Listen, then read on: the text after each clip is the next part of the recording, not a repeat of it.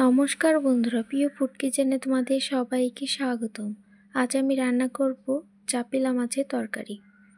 তো এখানে নিয়েছি চাপিলা মাছ, নুন হলুদ মেখে নিয়েছি আর কেটে নিয়েছি আলু। এদিকে কড়াই বসিয়ে তেল দিয়ে দিয়েছি। এবার তেলটা ভালো করে গরম করে নিব। দিয়ে দিব মেখে রাখা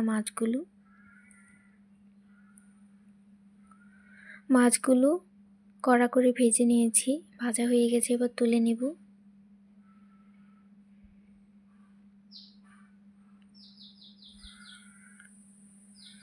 এবার এই তেলে দিয়ে দিব জিরে ফোড়ন,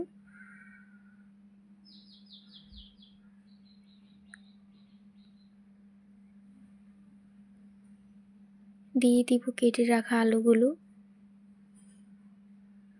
দিয়ে দিব অল্প করে নুন আর হলুদের গুঁড়ো।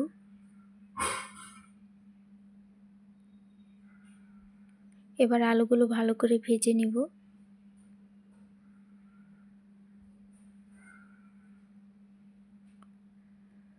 আলুগুলো ভালো করে ভেজে নিয়েছি। এবার দিয়ে দিব জিরে বাটা আর দিয়ে দিব কাঁচা লঙ্কা বাটা, দিয়ে দিব হলুদের গুঁড়ো, দিয়ে দিব স্বাদ মতো নুন, দিয়ে দিব অল্প করে জল দিয়ে ভালো করে কষিয়ে নিব।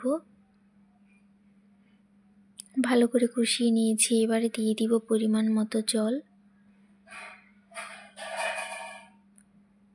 দিয়ে এবার ঢাকা দিয়ে দিব। এবার ঝোলটা ফুটে উঠলে দিয়ে দিব ভেজে রাখা মাছগুলো।